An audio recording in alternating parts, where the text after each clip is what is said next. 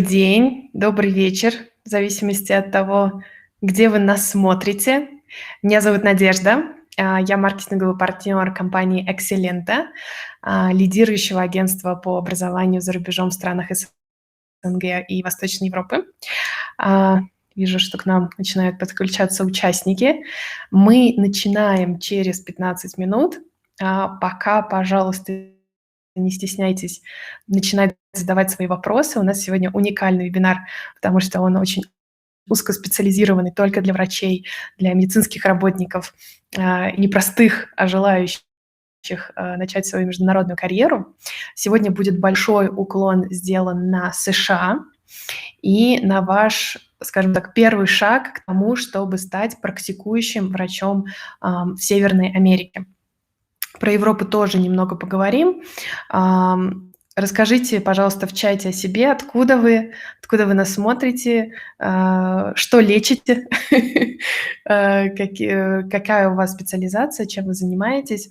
Может быть, вы еще студент, пока еще учитесь. Пожалуйста, пишите об этом, обо всем нам в чате.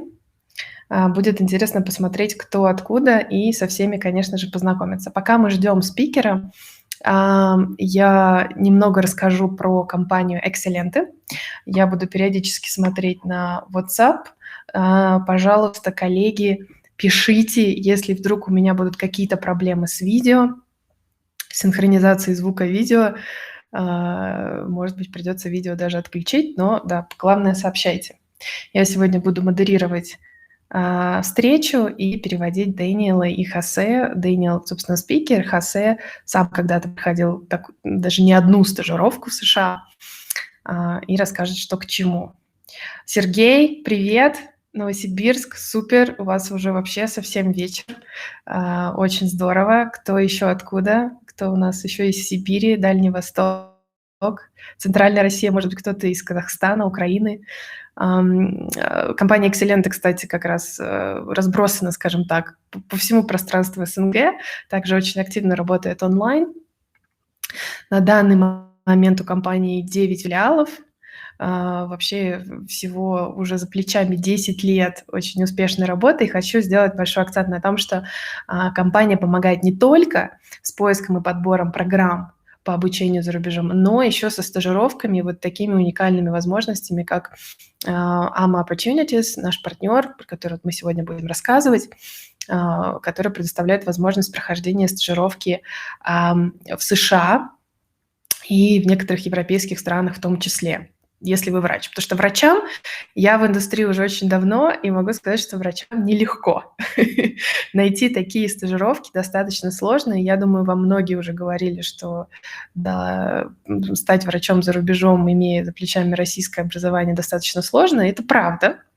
Но есть определенные обходные всякие пути, и нужно просто знать, как вообще на этот путь встать и что нужно на нем делать. Потому что в той же Америке очень большой процент врачей именно иностранцы. Я думаю, вы уже видели там статистику, около 27% получили вообще, в принципе, образование не в США, прежде чем стать там практикующими врачами.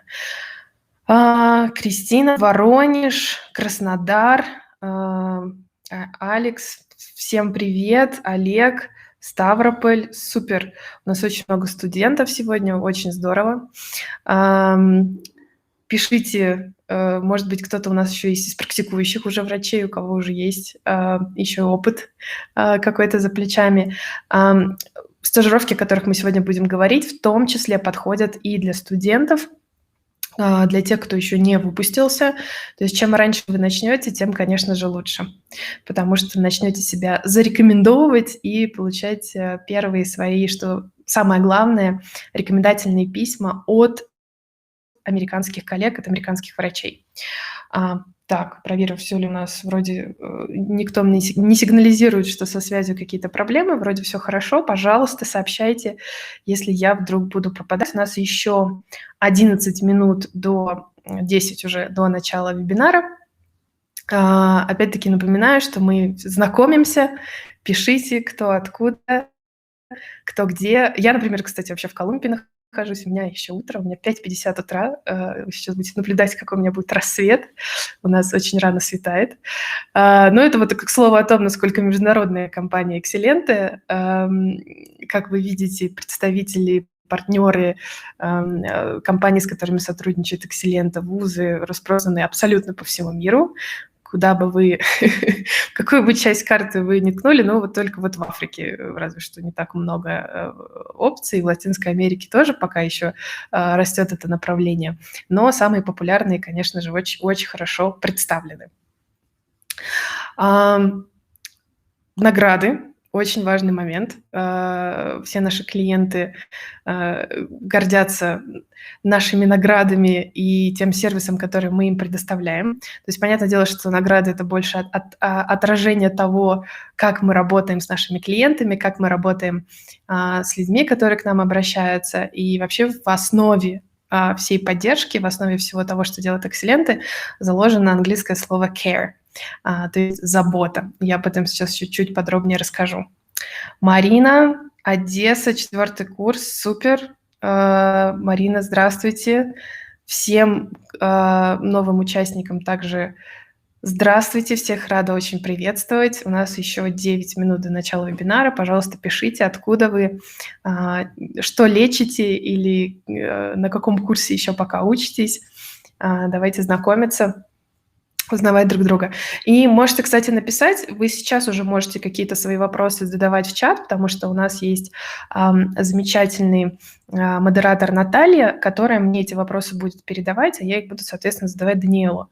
Так что не стесняйтесь задавать вопросы прямо сейчас, что вас вообще волнует, что вам важнее, вы хотите просто получить опыт международный где-то за границей, или вы хотите все-таки попробовать даже начать свою карьеру где-то за рубежом, как в медицинской сфере. В общем, напишите, что волнует именно вас, чтобы мы могли с Даниэлом, соответственно, по максимуму на вопросы, которые вы нам будете сегодня задавать, ответить. Анестезиолог в Твери. Как происходит стажировка? Супер, отличный вопрос. Спасибо вам большое. 6 курс лечебное дело. Отлично. Всех вижу. Барнаул. Практикующий врач-стоматолог. Супер. Очень большая у нас сегодня география, как обычно. Мне это всегда очень нравится, когда, конечно, вебинары соединяют людей со всего пространства русскоговорящего, скажем так. Это всегда очень приятно. Что еще могу вам рассказать? Вот, собственно, давайте, наверное, самое главное, что мне лично очень нравится про Экселенте, это вот как раз то самое слово care, о котором я говорила, забота. Кстати, напишите, пожалуйста, как у вас с английским. Очень тоже интересно, потому что, безусловно, для прохождения стажировки, один из основных критериев – это хотя бы знание английского языка, помимо того, что у вас есть какой-то уже медицинский предыдущий опыт в плане обучения или работы. Расскажите, как у вас с этим, есть ли какие-то проблемы. Я сегодня буду переводить мероприятие. Кстати, не стесняйтесь, если у меня будут какие-то там ошибки, мне на них указывать, потому что медицинская лексика, она такая, так что мы в этом плане за конструктивизм, и чтобы у нас было все максимально правильно. Пока что при интермедиат. Да, Сергей, надо будет работать однозначно. Опять-таки, можете обращаться в компанию Экселенте. У нас большое количество всевозможных курсов и онлайн, и офлайн. Есть чисто медицинские направления, есть общего характера. В общем, подтянуть английский нужно будет обязательно. И мы, безусловно, вам будем рады в этом помочь. Так что да, вот про английский помните, это, правда, очень важная часть условия, скажем так, для того, чтобы пройти успешную стажировку за границей. Про care. Возвращаемся к этому моменту. В центре вообще всей вселенной Экселенте это, конечно же, клиент. Поэтому после сегодняшнего мероприятия, если у вас останутся какие-то вопросы, вы хотите с нами просто пообщаться, даже не обязательно, если вы там уже приняли решение и хотите вот точно ехать, а у вас просто есть дополнительные вопросы, вы хотите больше узнать, например, про пошаговый этап получения возможности пройти ординатуру в США. Вот прям все, едете работать в клинике, сначала, естественно, как в ординатуре, то, что является аналогом нашей ординатуры, скажем так, ну, а потом уже полноценным практикующим врачом. Как вообще пошагово, там очень длинный процесс на почти 40 страниц всего того, что, как это работает. Но это возможно, это самое главное. Поэтому пишите нам, мы будем очень рады ответить. Всегда пообщаться со специалистом приятно, особенно учитывая, что наши консультации по таким вопросам, они бесплатные. Мы вам даем информацию, чтобы вы были максимально подкованы и уже могли взвешенно принять решение о своих дальнейших шагах, что вам потребуется. Вот, собственно, основной принцип работы Экселенте. И в нашем бизнесе, если, в принципе, работать как-то по-другому, то 10 лет просуществовать просто невозможно. И не просто просуществовать, а быть успешной, процветающей компанией. Вот, собственно, если кратко про Экселенте, выведу сейчас наши контакты. Вам приходили письма от нас. Пожалуйста, отвечайте, не стесняйтесь. На них можно отвечать, они не no reply. Мы вам обязательно ответим в ответ. Звоните. В общем, после вебинара мы будем рады пообщаться всячески дополнительно. Через 4 минуты мы начнем. Пока вижу, что пишут нам в чат. Наталья будет активно отвечать на какие-то уже дополнительные вопросы. Да, программы доступны, в принципе, для граждан абсолютно любых стран. То, что мы сегодня вообще будем рассказывать. Участники opportunities, вот этих стажировок, они из стран СНГ, из стран Латинской Америки. Очень, кстати, много ребят туда едет вот именно из Бразилии, отсюда, где я нахожусь, из Колумбии, из Европы тоже многие ребята приезжают. То есть это абсолютно международная программа, она никак не дискриминирует на основе вашей национальности. Здесь просто вопрос визы. Главное, чтобы визу дали. Но с этим мы тоже помогаем. Здесь у нас очень достаточно большой, хороший опыт в этом отношении, поэтому пишите нам. То есть все абсолютно национальности подходят. Американцы не дискриминируют по полу, по национальности. Даже если у вас есть какие-то там особенности в развитии, если у вас есть какие-то, ну, скажем так, вы передвигаетесь, например, на коляске, то есть определенные особенности, это тоже все нормально, все подходит. Вы можете пройти стажировку, вы можете поехать в США на стажировку. То есть это никак, естественно, не ограничивает ваши умственные способности. И в этом плане нужно подаваться на визу, нужно подаваться на такие стажировки. Все возможности перед вами открыты. Главное – английский. Говорите по-английски. Это вот очень важный фактор, и, в принципе, от него нужно отталкиваться. Ну и все, кто здесь уже сегодня с нами, я вижу, в принципе, имеют хороший медицинский опыт какой-то за плечами, либо учебный, либо практикующий. Вот если еще английский будет хороший, то все, там дальше уже все двери перед вами открыты, в принципе. Так, осталось у нас 2 минуты. Пожалуйста, пишите, еще раз напоминаю, откуда вы, чем сейчас занимаетесь, что вас к нам привело. То есть вы хотите, там, планируете начать свою международную карьеру, но все равно остаться там в своей стране практикующим врачом и просто иметь возможность там, стажироваться в разных странах. Либо вы все-таки нацелены на то, чтобы прям идти до конца, то есть попробовать стать практикующим врачом где-то за пределами стран СНГ. То есть получить такую возможность поработать и там тоже. В общем, пишите, делитесь, потому что в зависимости от ваших ответов мы, конечно, будем пытаться с Дэниелом как-то давать вам нужную информацию во время вебинара. Наталья очень активно отвечает всем в чате. Супер, спасибо большое. Я думаю, будем продолжать в том же духе. У нас совсем скоро должен подключиться Дэниел. Я сейчас наш спикер, поменяю презентацию, которая у нас сегодня будет. Пожалуйста, напишите, всем ли видно новая презентация, у всех ли все корректно отображается. Буквально еще 1 минута, и мы с вами начнем. Вообще, я немножечко так начну рассказывать уже про процесс возможности прохождения вот по так называемой вот этой matching program, то есть программа мэтчинга.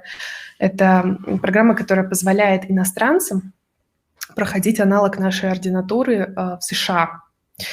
То есть по-английски это называется residency, но у нас же, уважаемые врачи, я очень долго искала аналог, но я так понимаю, у нас все-таки нет понятия резидентура. У нас все-таки ординатура, и это будет наиболее корректный перевод.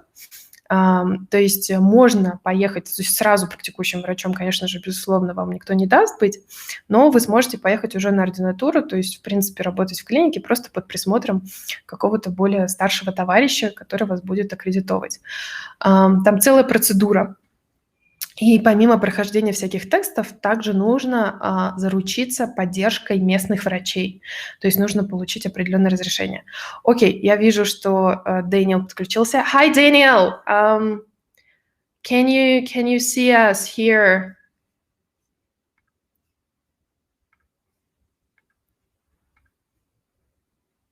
Hi, Daniel.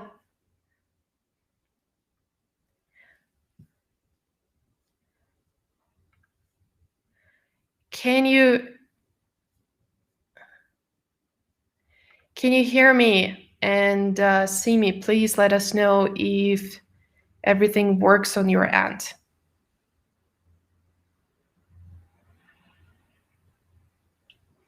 I cannot see or hear you at this point of time.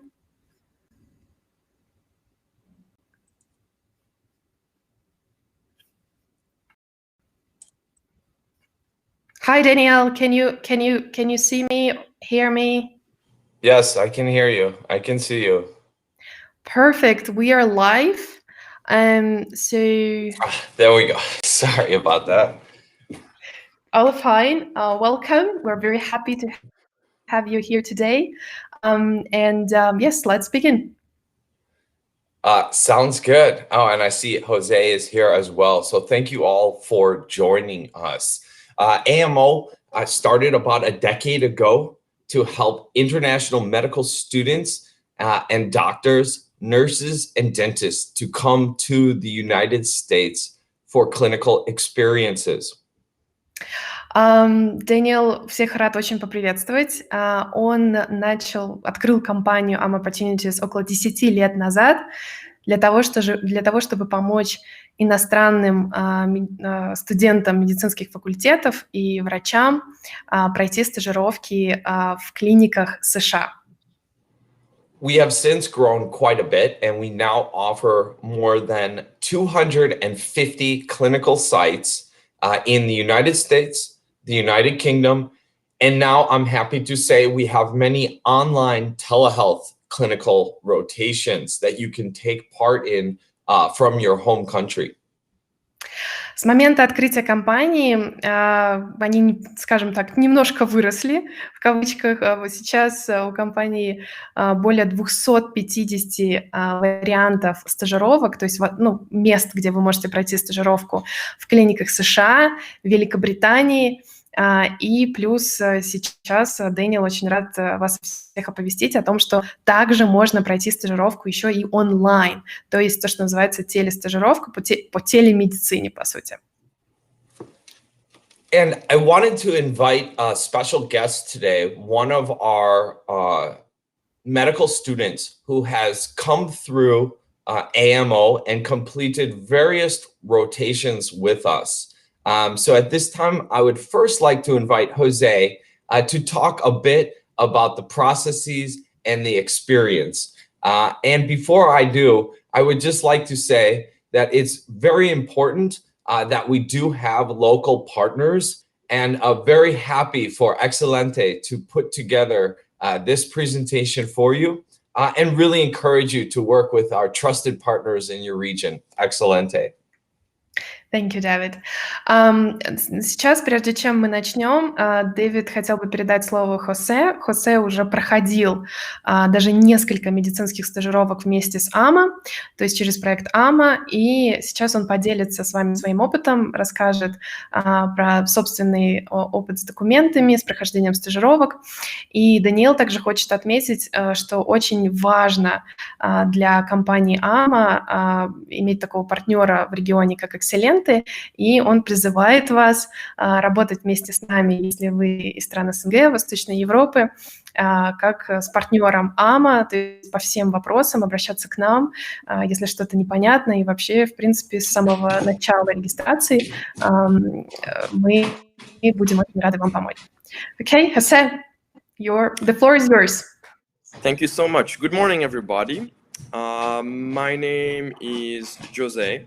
I grew up in Africa in the DRC, and while I was trying to pursue my medical education, I decided to study and attend the first faculty of medicine of Charles University in Czech Republic. Жозе родился в Южной Африке. Он, когда он был еще медицинским студентом, то есть когда он изучал медицину, он для себя решил, что он хочет пройти где-то стажировку в США, за рубежом, и во время обучения в университете в Чехии, в Карловом университете.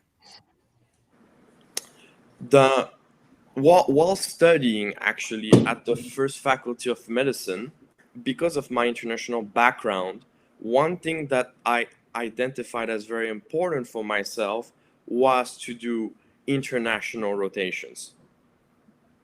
Для себя во время учебы он понял, что одним из главных вообще важных для него факторов во время обучения это прохождение международных медицинских стажировок.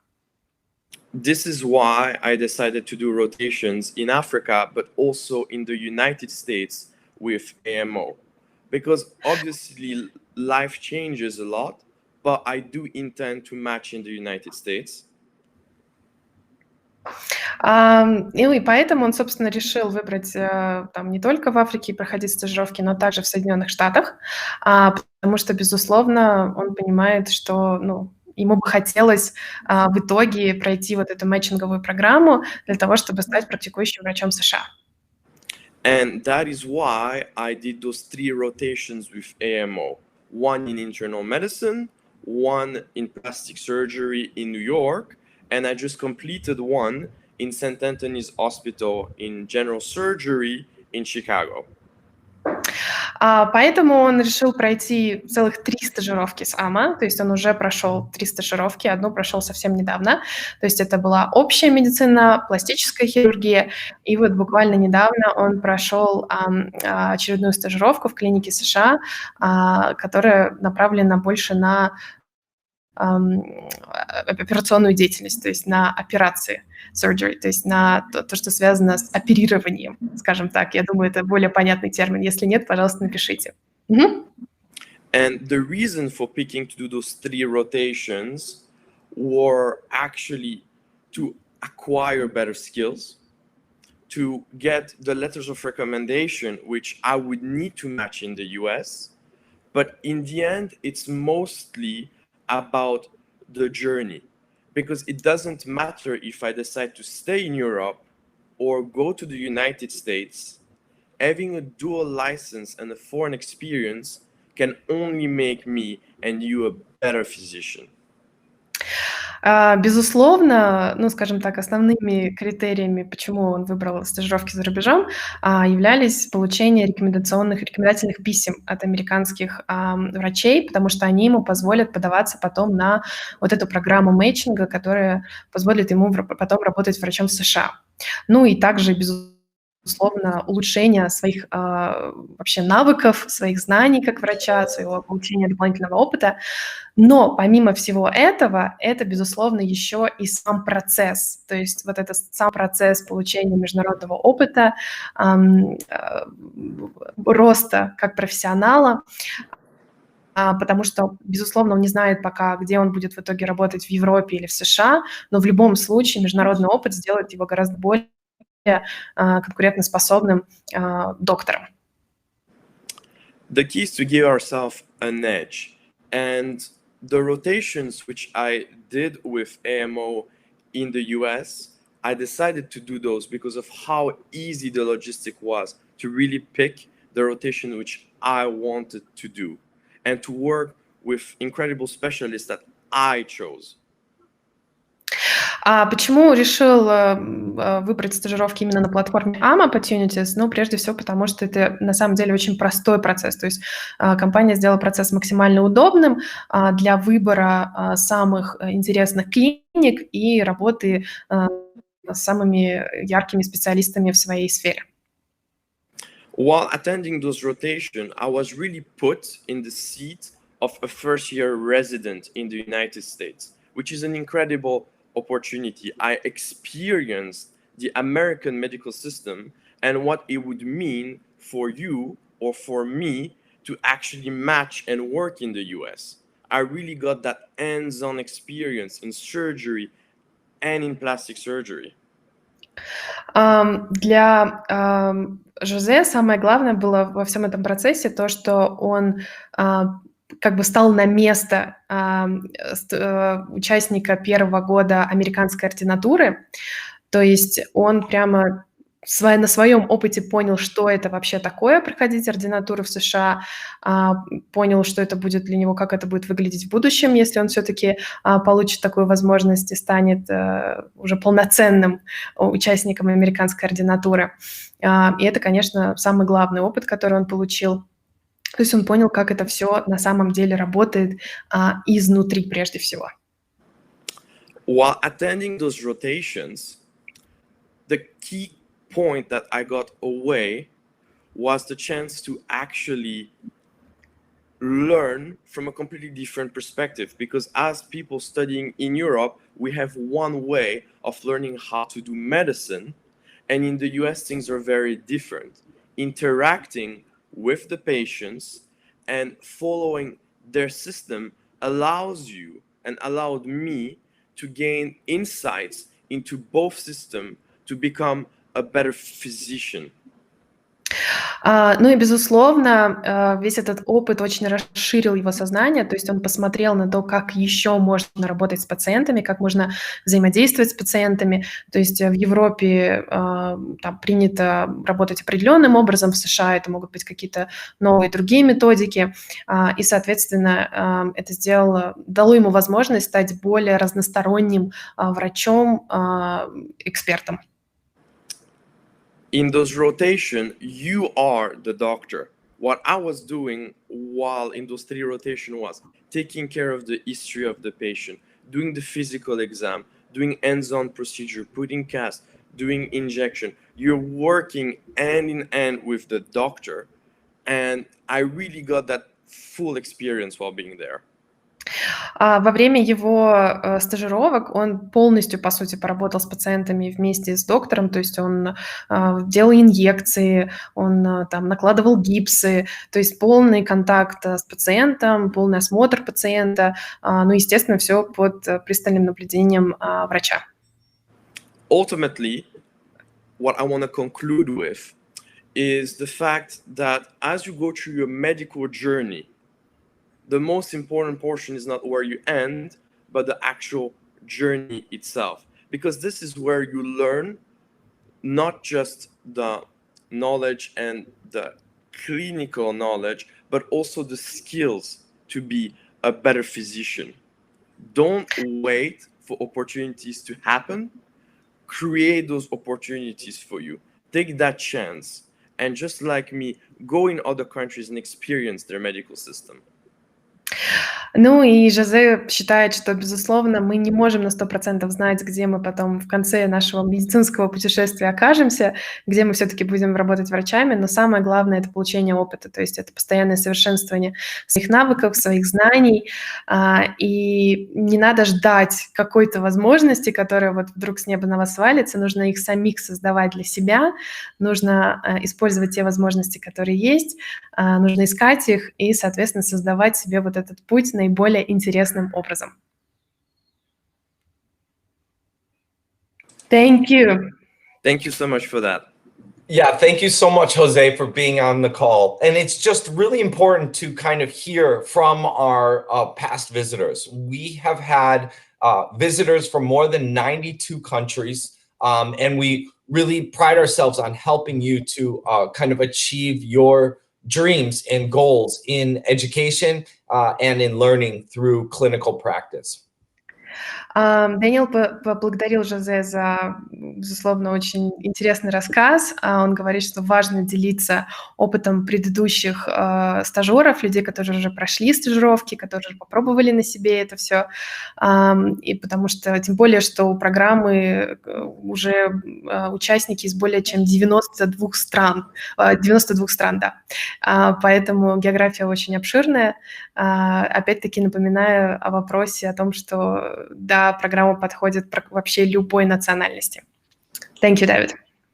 Yeah, great. So I'm going to jump into the presentation now and give you specific information on kind of the different programs offered and hope it's very helpful to you. And with that, I will get started.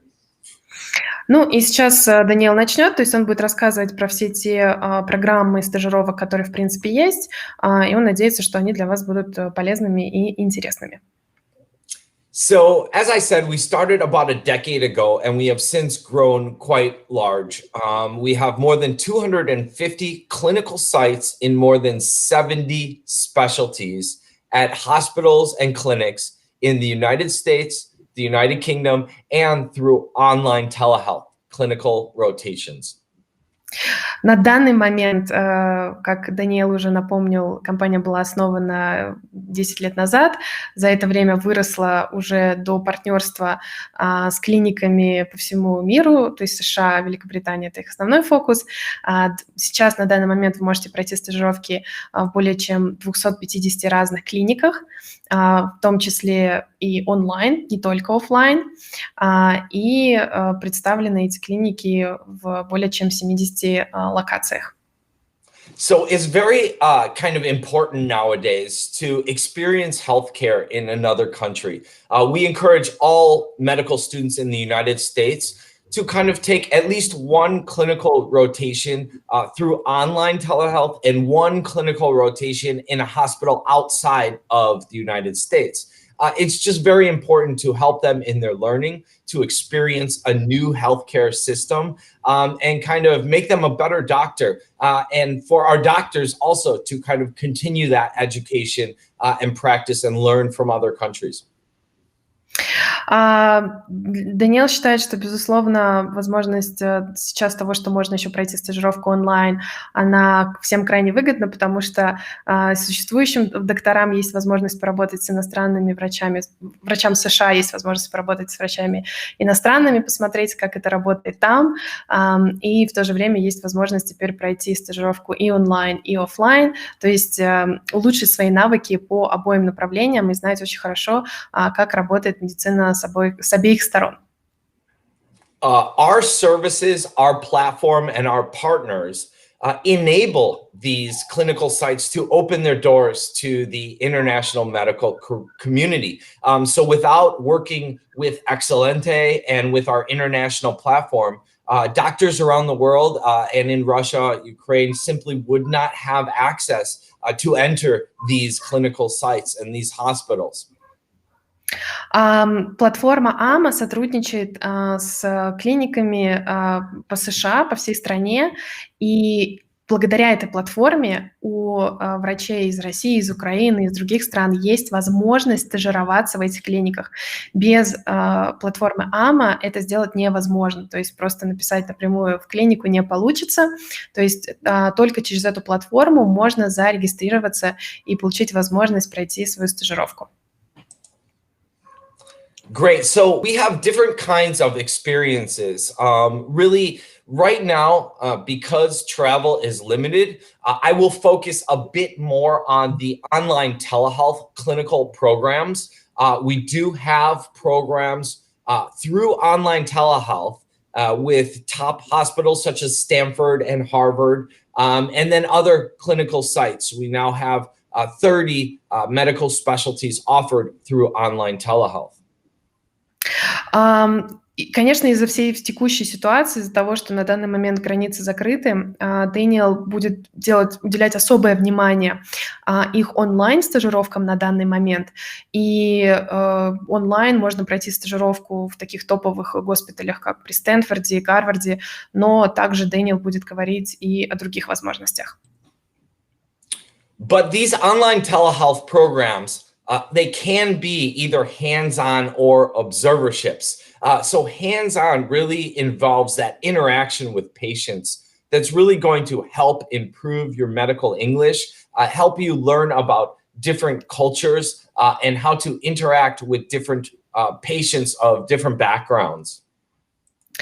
Онлайн-стажировка, она может быть двух видов, как и, в принципе, офлайн-стажировка тоже.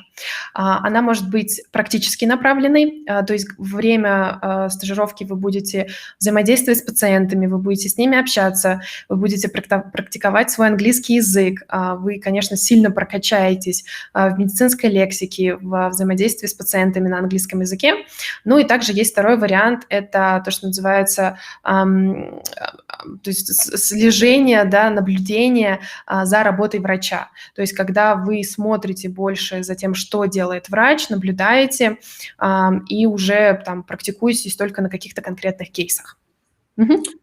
So, continue to ask your questions in the chat log, and as I will go through the presentation, and we will have some time at the end to kind of answer your questions. I just want to say that I see some really good questions coming in, and I'm happy to kind of address those after, if you could just translate that really quickly. Даниэл говорит, что видит, что очень много вопросов уже поступает, очень много хороших вопросов, и он обязательно ответит, если не на все, то хотя бы на наиболее актуальные в конце презентации. Так что не стесняйтесь, продолжайте писать свои вопросы. В итоге на часть из них мы обязательно ответим в конце.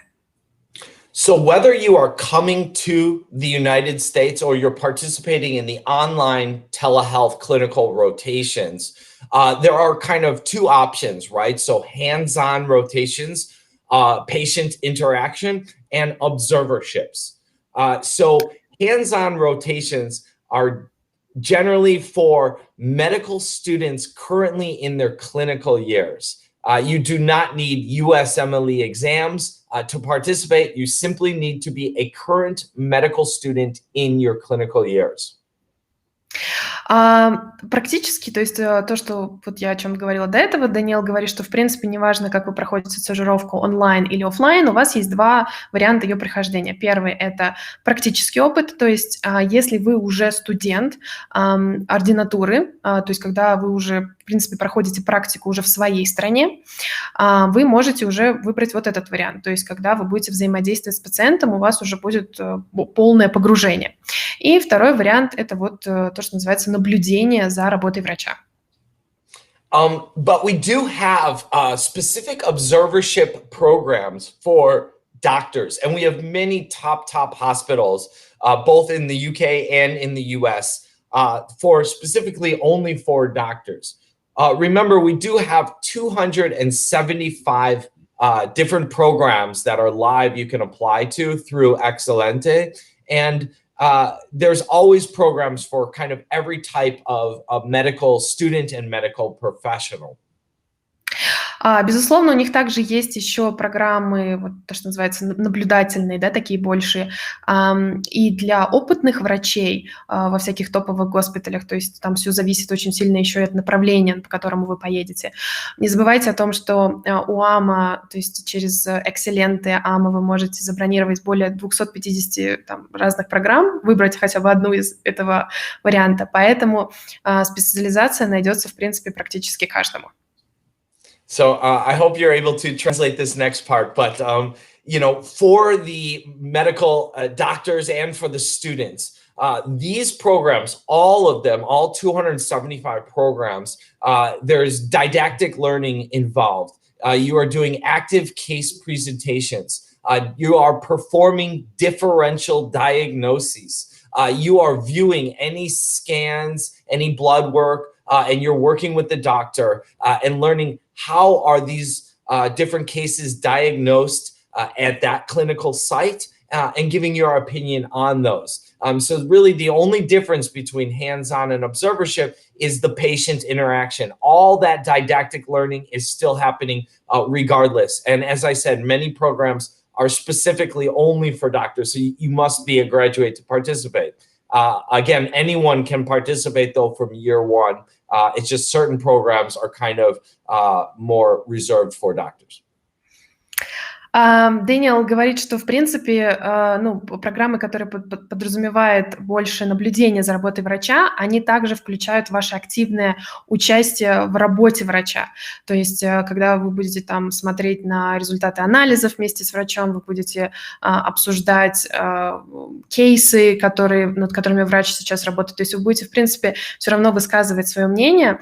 И, надеюсь, я правильно это скажу, то есть он упоминает про дедуктивный метод обучения. То есть все это будет в обоих случаях, неважно, выберете вы более такой интерактивный формат, либо больше наблюдательный формат. Самая основная разница – это просто ваше взаимодействие с пациентом. То есть если вы будете выбирать вот то, что называется hands-on, то есть более такой практический вариант, то у вас будет еще возможность общаться непосредственно с пациентами. So I'm just going to go back to our online telehealth clinical experiences because travel is limited right now. We have students all over the world, doctors all over the world reserving these programs. Especially those of you that may want to consider becoming a U.S. physician. These programs earn you the letters of recommendation that you need to apply for the residency match. Those of you that do not want to become U.S. physicians, they simply are all the skills learning that I explained in that last slide. So really enhancing your knowledge to give you better patient outcomes. Ну и сейчас Дэниел немножко расскажет вот именно про онлайн-программы, которые у них есть сейчас стажировок. Они особенно актуальны и особенно хорошо подойдут именно тем, кто планирует в дальнейшем работать в США. Потому что как иностранные врачи вам придется подаваться на специальную программу, так называемого мэтчинга, то есть вашего соответствия, для того, чтобы проходить ординатуру непосредственно в США. И для того, чтобы попасть вот на эту программу мэтчинга, недостаточно просто сдать экзамены, нужно также получить минимум 3 рекомендательных письма от врачей США. И вот как раз эта стажировка дает вам такую возможность. Ну, если вы просто хотите получить новый опыт международный и улучшить навыки свои в телемедицине, то, безусловно, тоже для вас этот вариант очень хорошо подойдет.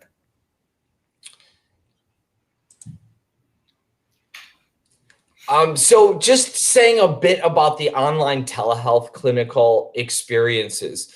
So these programs are here to stay. Many people around the world now are nervous to kind of go into the hospital, especially for that first visit due to the COVID pandemic. And this is going to continue well into the future. So kind of those first frontline visits where you get diagnosed are all being done online right now in the United States. And so these online telehealth programs kind of help you to learn how is online telehealth being used in the US, what kind of conditions can you diagnose through online telehealth. And so these programs will not go away in the future. We will always offer these going forward. And I have a quote here from the residency director at Harvard, who is a good friend of mine, Dr. Samuel Lin, just simply saying, telehealth and virtual rotations are here to stay. And basically, he went on to say that they are the best way to kind of learn about other healthcare systems without having to kind of travel and go through the whole visa process. Дэниел подчеркивает, что, безусловно, телемедицина останется. Сейчас из-за ситуации с ковидом многие пациенты боятся приезжать в клиники, боятся, особенно на первый прием, боятся подвергать себя риску ненужному, поэтому предпочитают первую встречу с врачом своим, какое-то первое диагностирование проводить онлайн. И вот сейчас как раз происходит масса исследований, врачи выясняют вообще, в принципе, опытным путем и экспериментальным, что можно диагностировать, какие консультации можно проводить онлайн, и это однозначно будет очень популярное направление, и оно останется в будущем, и врачи будут активно им пользоваться. И вот он привел цитату директора ординатуры Гарварда, которая говорит, что, безусловно, телемедицина останется с нами, она никуда не денется, даже после того, как закончится вся эта ситуация с ковидом. То есть это новое направление, и оно еще уникально тем, что, безусловно, вы можете поработать в связке с международными врачами, с международными специалистами без вообще какой-либо надобности в путешествиях. То есть вы это можете, в принципе, все сделать у себя дома и получить все необходимые вам рекомендательные письма.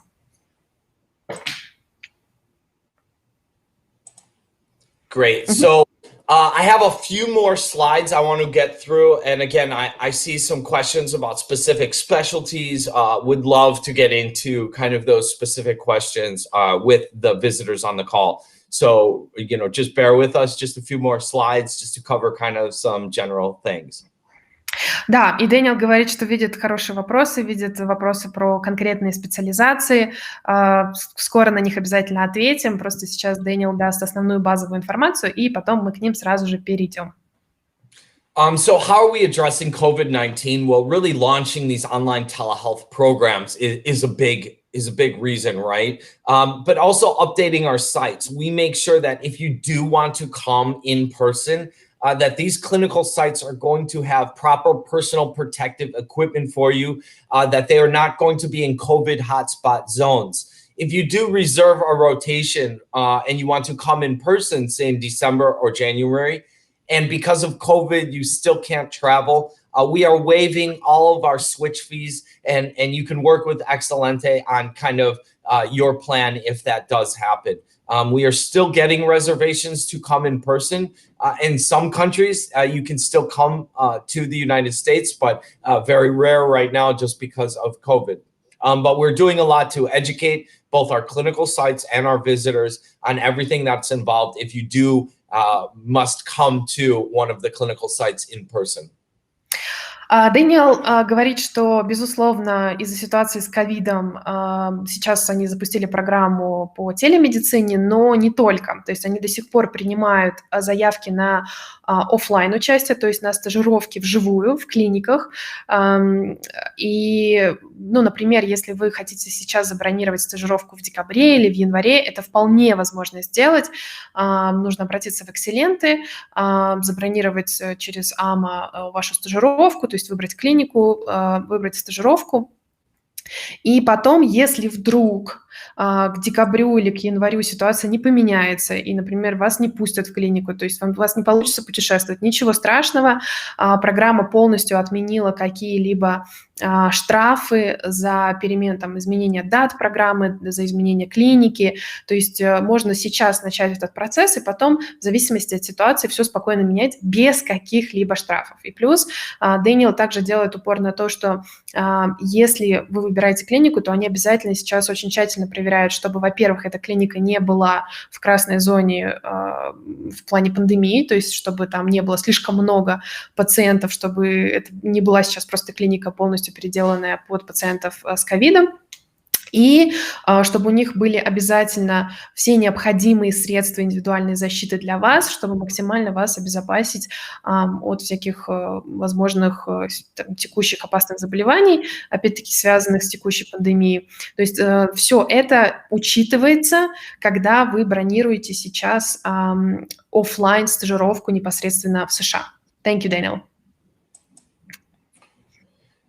So what are the benefits here? Well, the benefits are kind of many. These are going to kind of help you build your CV with valuable experience from another healthcare system. You're going to enhance and learn more medical terminology, learn how to interact with different cultures from around the world, earn letters of recommendation, which are very important for any residency match. And if you're already a doctor, just to kind of help enhance your knowledge and that letter of recommendation really boost your career. And also to just gain clinical knowledge that's practiced in different countries. Ну и понятно, что и среди тех бонусов стажировки, которые вы получите, помимо тех 3 рекомендательных писем, которые очень-очень будут важны вам при дальнейшей вашей подаче уже на ординатуру в США, вы также улучшите сильно свой английский язык, то есть вы будете хорошо знать термины, вы будете более уверенно себя чувствовать в терминологии медицинской на английском языке, вы научитесь взаимодействовать, коммуницировать с людьми абсолютно разных культур. Это, кстати, очень-очень важно, если вы хотите работать врачом в стране типа США. То есть вы узнаете, что такое этика в этом отношении, то есть как нужно работать с пациентами из разных национальностей, с разных культур, какие есть особенности. Ну и, безусловно, улучшите свои знания, навыки, то есть добавите, усилите свое резюме. And we accept visitors from all over the world. We do know that there are many medical students from foreign countries that study at top Russian medical schools. And we do get visitors from Russia that are actually originally from other countries. Again, we have accepted visitors from more than 92 countries to either take our in-person hands-on rotations with patients in the United States or through our online telehealth clinical rotations, where you also get that patient interaction and didactic learning. Даниэл говорит, что из России у них также к ним приезжают не только российские студенты, но также врачи и студенты из других стран, которые просто обучаются в российских топовых медицинских вузах на данный момент. И он напоминает, что да, всего к ним уже приехали люди из 92 стран разных, и в принципе этот опыт, он доступен абсолютно каждому, любому представителю национальности, то есть неважно, откуда вы нас сейчас смотрите, это все возможно. Great. And if there, I'll just add one more thing to kind of the benefits. One part of my position is making sure that curriculum requirements are met. So whether you're a current medical professional or a student, if there are certain outcomes that either your hospital or your medical school wants you to achieve by taking part in these experiences, you can provide any forms, any checklists or sign-up forms that are required to Excelente. Excelente will make sure that we get those and that we can implement those and have the physicians in the United States sign off on those forms prior to you even enrolling. So if there are certain outcomes you need to achieve, say an endoscopy or in gastroenterology or whatever the specialty is, we're happy to kind of take a look at those forms and implement them at the clinical sites. И также, если, например, вы сейчас проходите обучение в своем вузе, и есть какие-то определенные пожелания того, что вы обязательно должны изучить во время вашей иностранной стажировки, то есть, может быть, вас это вуз запрашивает, или просто вам это самим нужно, то вы можете без проблем передать все формы в Экселенте, то есть от вуза, например, да, что там конкретно, по каким направлениям вам нужно обязательно пройти стажировку, например. И Экселенте передаст их уже вам там, на английском языке, чтобы все было понятно врачам на той стороне. И, соответственно, врачи без проблем подпишут все эти бумаги, то есть для того, чтобы, и подберут вам уже, соответственно, стажировку таким образом, чтобы вы выполнили также еще требования своего вуза дома, если вам это необходимо. Okay. Just looking at some of the comments. So we are the largest clinical marketplace in the world. Again, with 275 programs currently live. There are many medical students right now that need clinical rotations, but they simply can't get into the hospitals because hospitals right now are kind of very busy. Administratively, it's hard for them to process. Because we are such a large marketplace and we have such strong partners like Excelente, as well as our customer success team, we are able to continue to keep our sites open regardless of the state of the world. In this case, the COVID pandemic, but regardless of what's happening in the world, we're able to continue to offer these programs either online or in person, just due to the great support from not only our partners around the world, Excelente in your region, but also our kind of services team and our platform that takes that administrative processing burden off of the hospitals. Not to make it too long for you, but hospitals simply can't kind of process visas and help you with housing and all these things. So if you do want to come in person to the clinical sites, you know, our services and platform allow this to happen. The majority of our clinical sites would simply not be able to host international visitors, whether they're medical students or doctors, without us. Thank you, Daniel.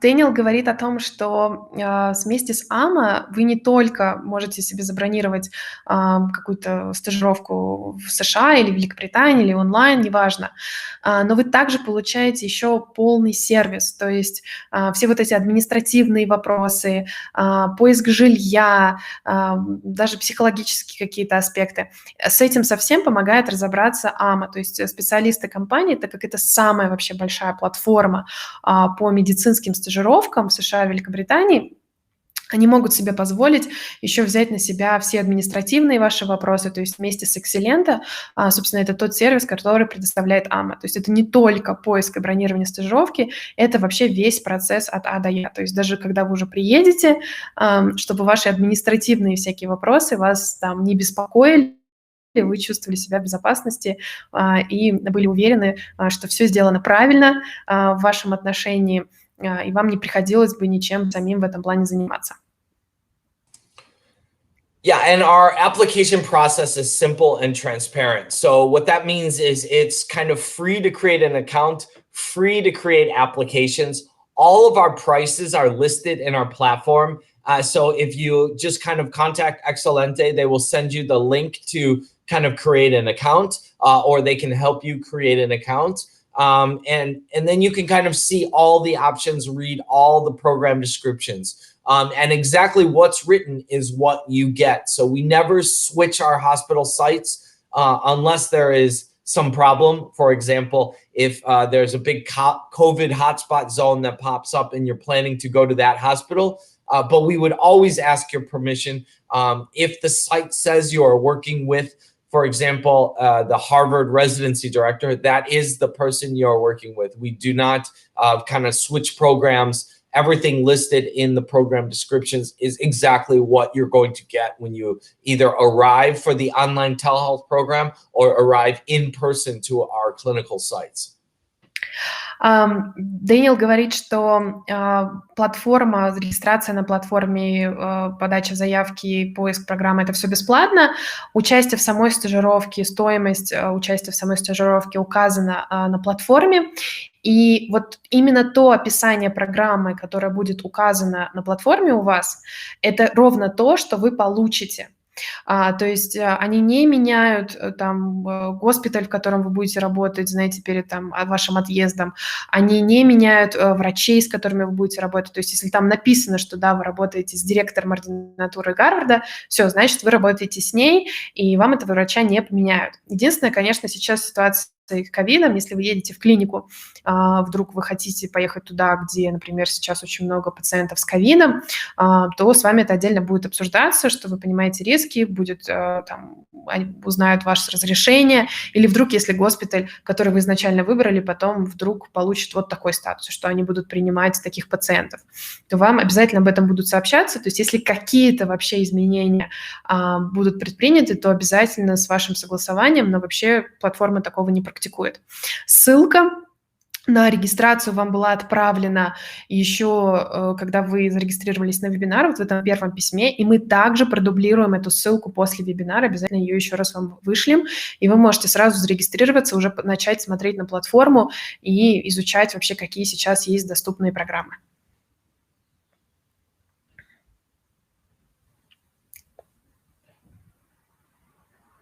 Oh, Daniel, we cannot hear you. I think you're muted yourself. I muted while you were talking. Thank you for letting me know. So how does it work? Well, kind of first, Excelente will send you a link to create an account.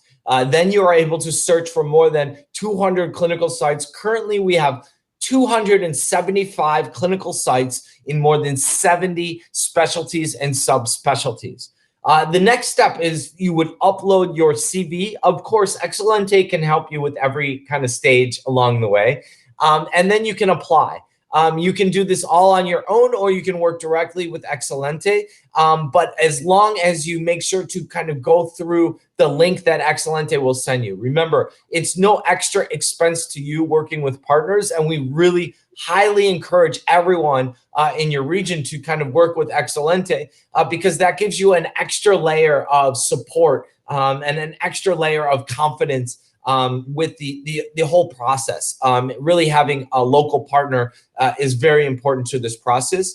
But then you can kind of, once you've uploaded a CV, you can apply for a clinical experience. And then we generally approve applications within 24 to 48 hours.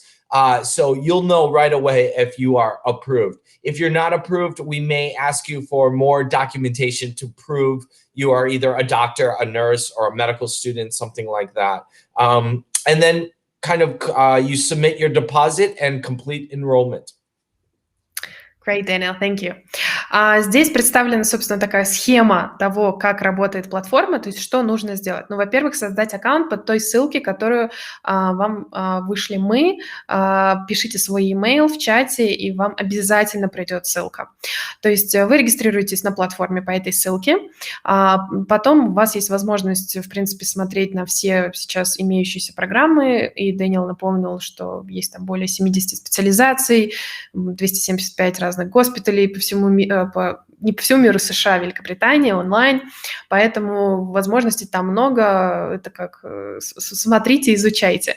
Потом нужно загрузить свое резюме, и на каждом из этих этапов, про которые говорил Дэниел, мы можем, Экселенте можем вам помочь. То есть, если вам нужна помощь с загрузкой резюме, если вы сомневаетесь, какой вам выбрать там госпиталь, еще что-то, мы обязательно с этим поможем.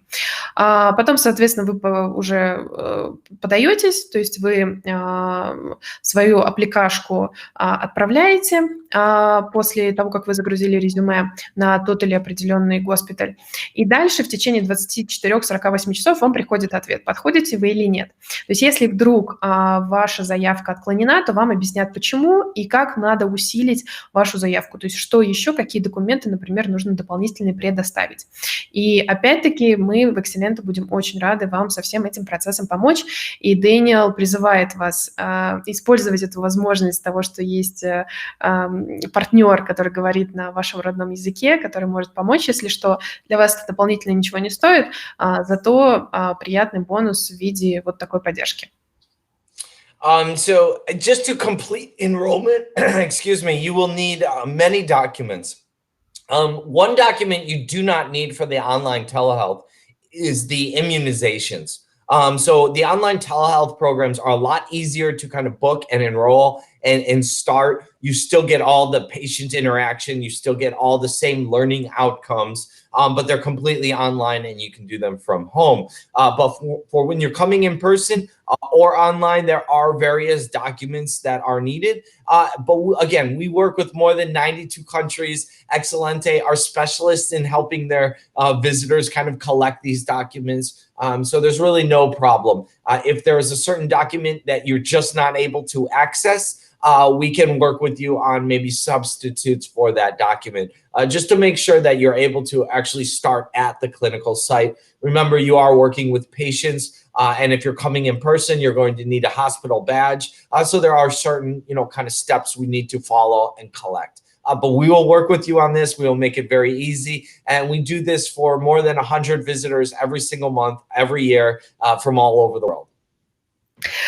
Безусловно, для того, чтобы податься в итоге на стажировку, все-таки получить разрешение на нее, помимо резюме нужно будет предоставить еще документы. Вот как раз их список сейчас представлен на слайде. И для онлайн-программы вам вот единственный документ, который не нужен, это вакцинации. То есть не нужно делать никакие дополнительные прививки, если вы не хотите. Но вот если вы поедете непосредственно физически работать, да, на офлайн-стажировку, то там нужно будет обязательно предоставить этот документ, что у вас есть все необходимые прививки. Ну и тут, в принципе, список достаточно стандартный, и Дэниел говорит, что не переживайте насчет этого, потому что, безусловно, они ежедневно работают с клиентами со всего мира, и мы в Экселенте будем рады вам также помочь со сбором этих документов. То есть если у вас какие-то вообще сложности возникнут из-за там поиска, сбора, перевода этих документов, не переживайте. Экселенте, мы вам со всем этим процессом обязательно поможем. Пишите нам, и этот список мы также переведем на русский язык, то есть что конкретно здесь именно нужно, и вам отправим, когда вы уже начнете процесс подачи заявки на стажировку. Great, great. So, moving right along, you know, as far as planning your travel experience, if you do want to come to the US, just kind of visit with Excelente, ask them, you know, about visas. They have a lot of experience with visas. We generally do not get many visa rejections out of our visitors just because these are medical students, doctors, nurses, dentists, and these are short-term experiences. Again, for the foreseeable future, most visitors around the world are taking our online telehealth programs. But if it is something that you do want to come in person, there is a clear process for that. And you can work with Excelente to learn more about when the visa offices open up again and how that works. But actually, even right now, we do have visitors coming every month. So it just depends which region they're coming from around the world and whether they're coming to the US or the UK. So again, just work with Excelente on your visas if that's something you want to do in person. Ну и Дэвид говорит о том, что в текущей ситуации, безусловно, если вы хотите все-таки забронировать не онлайн-стажировку, а именно физическую стажировку, он говорит, что, в принципе, даже сейчас ежемесячно к ним приезжают и в США, и в UK, там, в зависимости, конечно, от того, откуда вы едете, но, в принципе, люди сейчас даже приезжают и проходят физические стажировки, не только онлайн. Просто нужно следить, безусловно, за открытием визовых центров, визовых офисов, то есть нужно смотреть, чтобы там консульство начало выдавать снова визы, и в этом отношении мы в Экселенте вам обязательно вас будем информировать, обновлять информацию по этому вопросу. И Дэниел говорит, что да, здесь просто они рассчитывают на нашу поддержку, на поддержку Экселенте, мы обязательно вам об этом, безусловно, расскажем, как только будет возможность податься на визу в США и поехать непосредственно уже физически туда, чтобы пройти стажировку. Ну и, конечно, онлайн-вариант все еще есть, но если он вам никак не подходит, то просто нужно следить за вот этим процессом. So just a few more slides, maybe one or two more. I want to make sure to leave time for your questions. Really appreciate all of you that have spent the time to kind of join. I see most of you have joined for the full hour. So just again, really appreciate your time. If you want to become a U.S. physician, there is a clear pathway to becoming a U.S. physician. But I would say more than 60-75% of all of our visitors, whether they're students or doctors, simply want that away rotation, that learning experience in maybe a specialty or subspecialty that they want to go into or that they're not able to get at their local hospital. With so many options, you know, many of our visitors kind of come and take a specialty that they're not able to kind of practice at their home office. Дэниел говорит, что абсолютно разные специализации люди выбирают, когда едут на стажировки, и, безусловно, бывает еще очень часто такое, что вот просто нет возможности практиковать то или иное направление у себя в госпиталях, в своей стране, в своих клиниках. А в США, учитывая, или в UK, учитывая, какое большое количество вообще специализаций представлено для стажировок, иногда люди просто выбирают еще свои специализации в зависимости от того, что им будет недоступно у себя дома, то есть какие направления они никогда не смогут попробовать у себя дома в своих клиниках. We've serviced more than I think it's around 3,400 visitors now coming to our clinical sites. That's doctors and medical students from all over the world. We've had visitors from more than 92 countries now. Some of them are now physicians. They've become physicians. And others are kind of top surgeons in different countries that come to experience the healthcare system in the UK or in the US. But we have successful stories from all our visitors. And the way that they become successful is, number one, through these presentations where we work with our partners to provide you all this information and kind of stay on to answer your questions. And number two, kind of help you every step of the way so that when you start your clinical experience program, you are just focused on the patients, the didactic learning, expanding your network of healthcare professionals around the world that later can become your friends, and you can reference them if you need help with any specific patient conditions, and really just focus on the experience. We take out all the kind of worry and burden of the administrative processing, travel, and getting enrolled for you. За все время существования АМА уже более 3000 человек из 92 стран приняли участие в стажировках, то есть прошли свои стажировки медицинские в США, в Великобритании или онлайн. И сейчас многие из них уже выпускники программы, стали очень успешными хирургами, врачами, то есть у них очень динамично развивается карьера. И Дэниел делает акцент на том, что, безусловно, часть того, что их стажировки во время их пребывания в США прошли успешным образом, заключается в том, что им не приходилось беспокоиться о всяких административных моментах, потому что вот так же, как сейчас вместе с нами, Дэниел проводит презентации с партнерами по всему миру.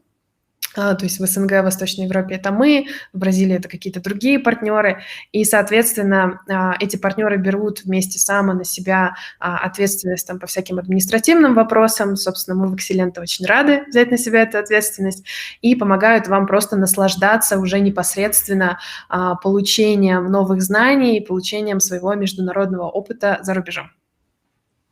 You do not, okay, so that kind of ends my presentation. I'm looking at some of the questions that maybe I can answer and just spend another 10 minutes here answering questions. Is that okay with you?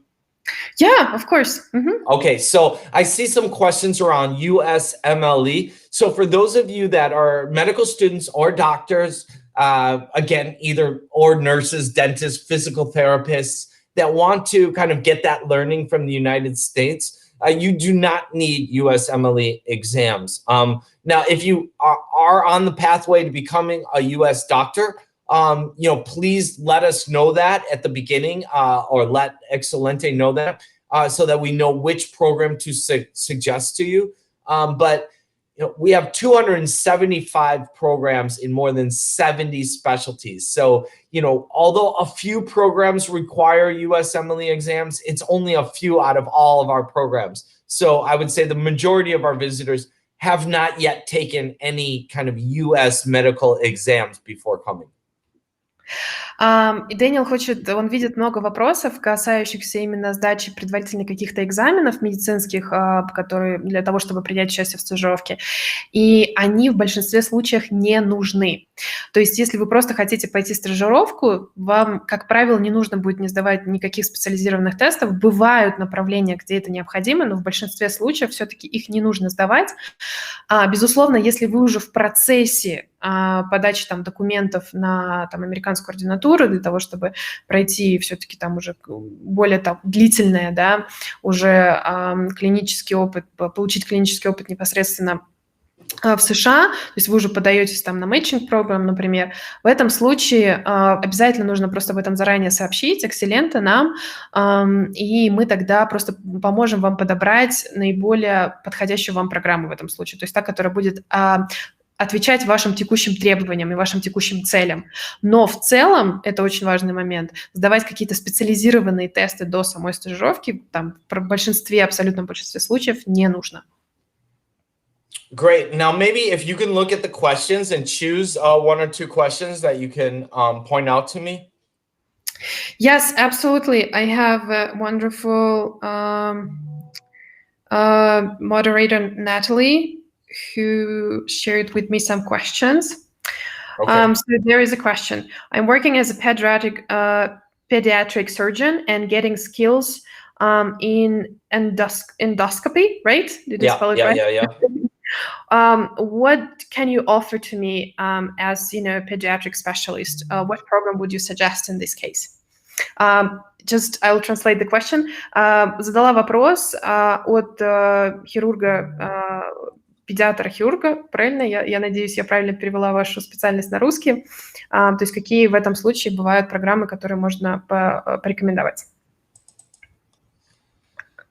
So apologies, I'm trying to share my screen with you to kind of show those.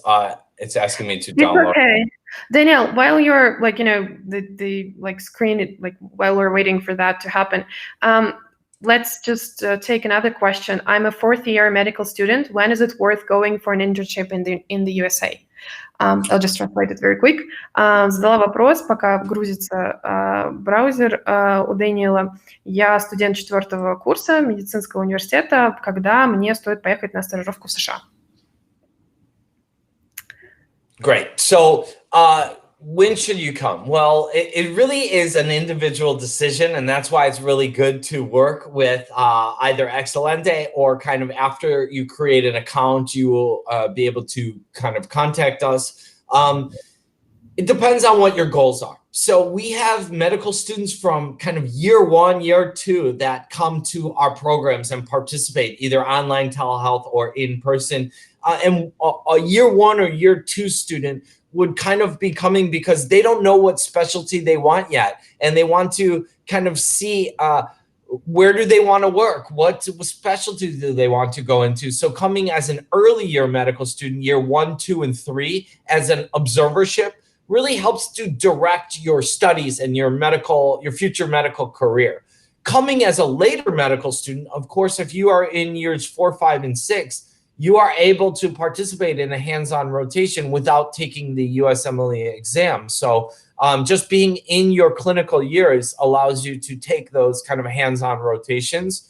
But it also depends on what are your goals. Do you want to become a US physician? Do you want to become a physician in Russia or maybe another country, Canada, Australia, somewhere else? So it really depends on your goals as to when is kind of the best time to come for you.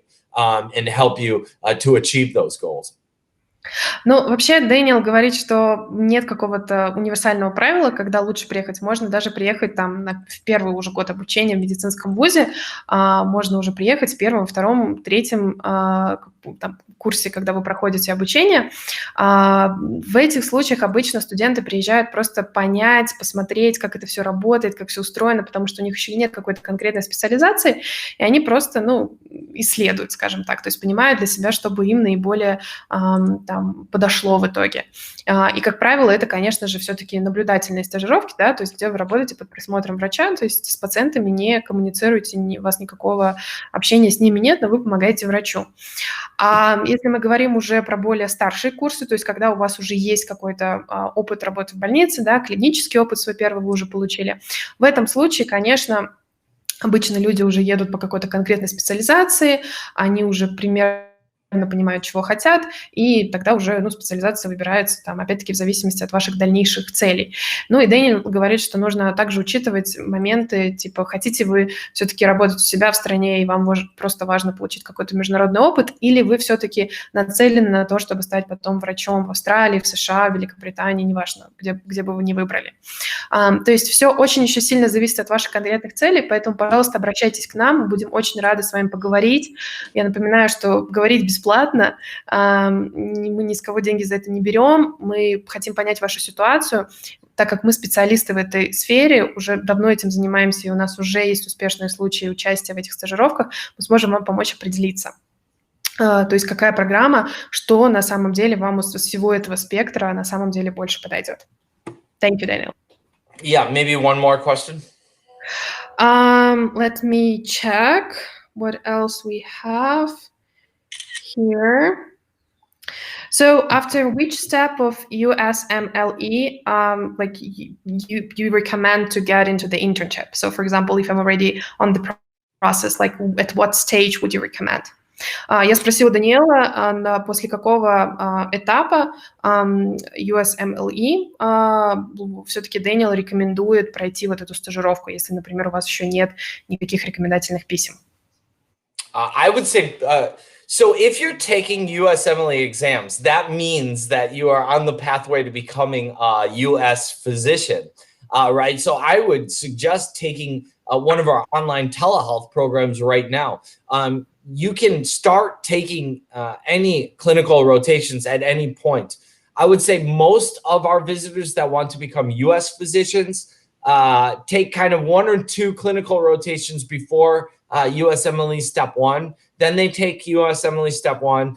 Then they take usually 1 or 2 more hands-on rotations after that before they take step 2. Now, step 2 tests on clinical knowledge. So you definitely want to take at least 2 months of clinical rotations prior to taking step 2. Дэниел говорит, что обычно, то есть если вы сейчас уже в процессе, да, подачи заявки, то есть вы уже проходите вот этап для того, чтобы потом стать врачом в США, то, безусловно, ну, вам нужно проходить стажировки как можно раньше, и лучше даже сейчас записаться на онлайн-стажировку. Для вас это самый оптимальный вариант на данный момент. Но вообще обычно он говорит, что люди, как правило, участники их программ проходят где-то 2-3 стажировки до того, как податься на программу, то есть до того, как начать перейти на первый шаг, на первый этап процесса получения вот этой аккредитации, чтобы начать работать в США. И, как правило, между первым и вторым шагом они также проходят еще дополнительно около 1-2 стажировок, и, как правило, их уже берут на месяца 2, потому что там, ну, уже очень много будет теории и там на дальнейших этапах, и поэтому там надо будет более серьезно подготовиться.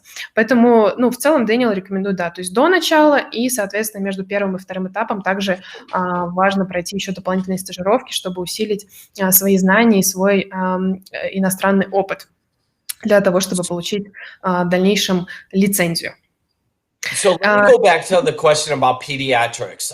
We have, you know, kind of pediatric cardiology, pediatric dermatology, pediatric emergency medicine, pediatric neonatology, and a few more. So many specialties and subspecialties under pediatrics.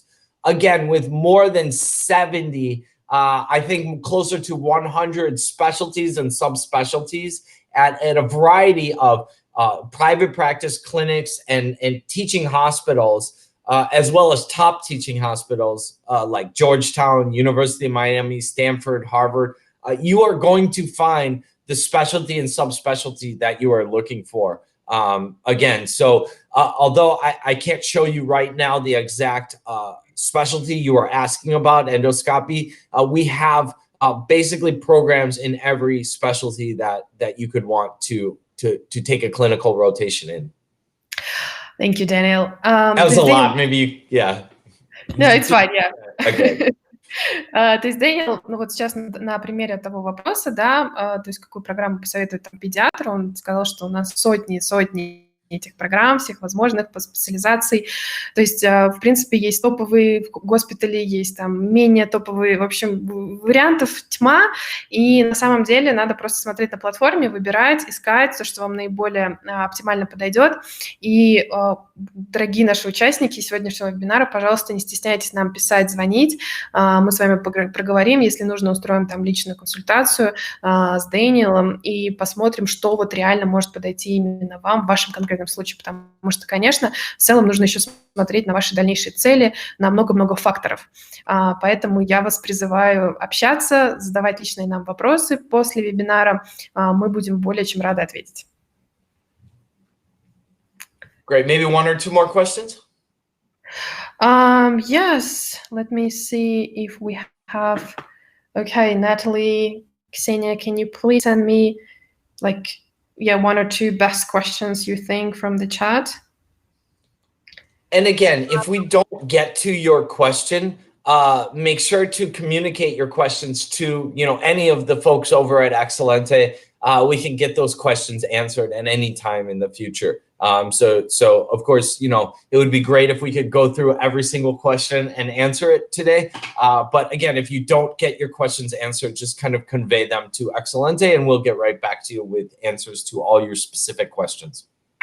The last question is about the registration link. Daniel, do you have the scan right now, the scan code, like the QR code that people can scan right now? Can you open it? I can put it into the, I can just put the link into the chat. Would that work? That would be great. That will be great. And я спросила про ссылку на платформу АМА. Сейчас Дэниел ее отправит, и также мы отправим ее обязательно всем еще раз на e-mail. Она уже у вас есть в нашем первом письме о подтверждении вашей регистрации, но мы ее также обязательно вышлем, и сейчас Дэниел также ее продублирует обязательно. And just for now, I'll just look for another question that might be interesting to answer. I see a question in English. Are there programs in Australia?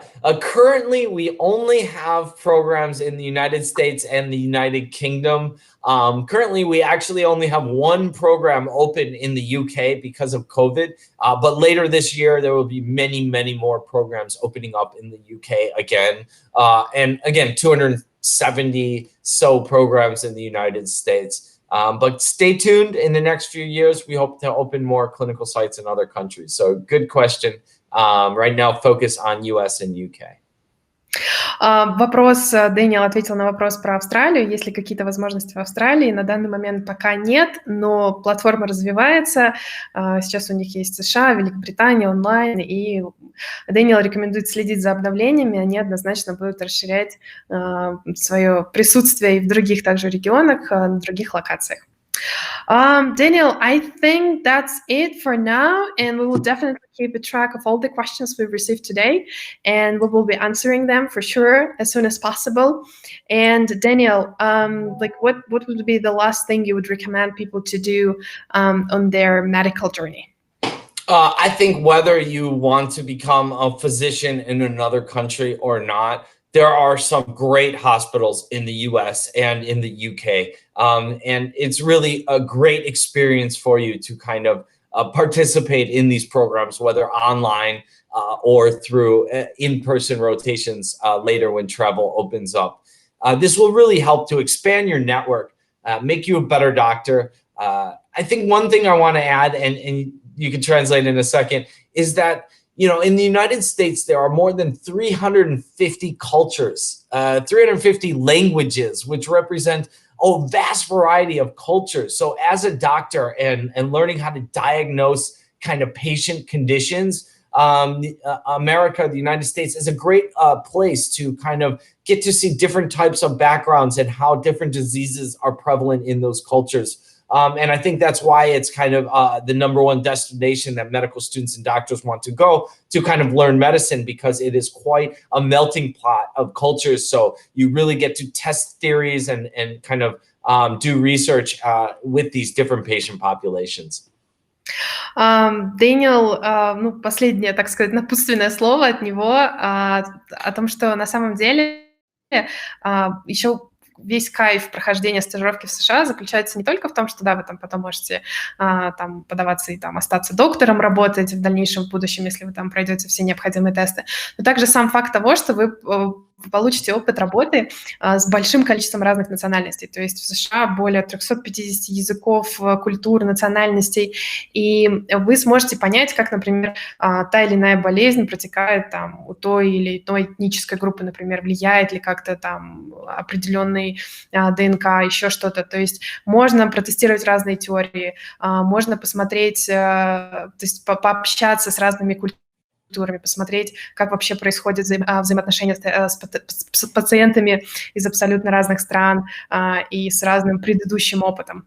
Поэтому это, безусловно, уникальный шанс, уникальная возможность, так что обязательно подавайте, пишите нам в Экселенте, мы будем рады вам помочь. Не стесняйтесь, еще раз напоминаю, задавать вопросы, мы подберем вам наиболее оптимальную для вас программу, поможем с резюме, поможем со всеми документами остальными сопутствующими, так что обязательно к нам обращайтесь.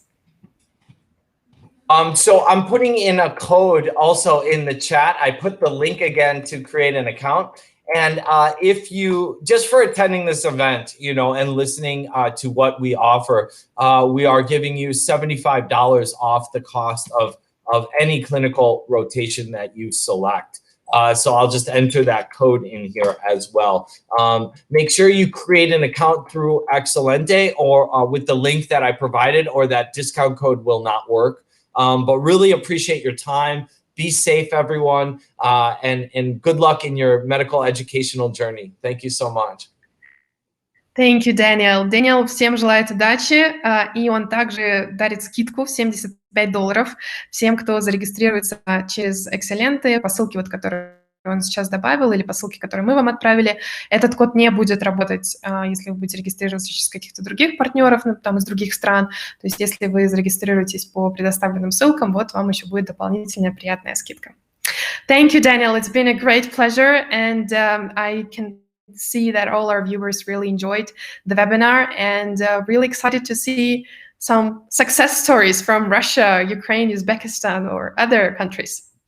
Yeah, would be great. And, you know, let us know what questions you have. Thank you, everyone. Be safe. Take care. And good luck to you all. Bye. Have a great day. Bye-bye. Дорогие участники, всем еще раз большое спасибо. Вижу, чат у нас достаточно активный. Всем обязательно ответим на все оставшиеся вопросы. Опять-таки записывайтесь на бесплатные консультации. Разберем ваш конкретный случай, что может подойти именно вам, и будем оставаться на связи. Пишите в Экселенте, мы очень быстро отвечаем. Всем пока!